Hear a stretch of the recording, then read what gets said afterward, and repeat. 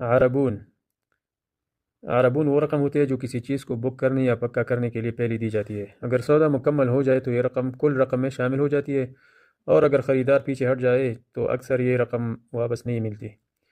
یہ عام عربی میں، کاروباری لین دین میں یہ بہت استعمال ہوتا ہے، اور فصحی عربی میں بھی یہی لفظ مستعمل ہے۔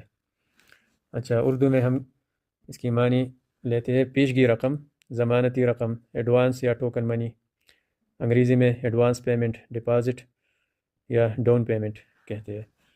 اب اس کی مثالیں: دفعت عربونا للشقہ، میں نے فلیٹ کے لیے ایڈوانس رقم دی۔ میں اسے بک کرنے کے لیے ایڈوانس دینا چاہتا ہوں۔ ابغى ادفع عربون عشان احجزها۔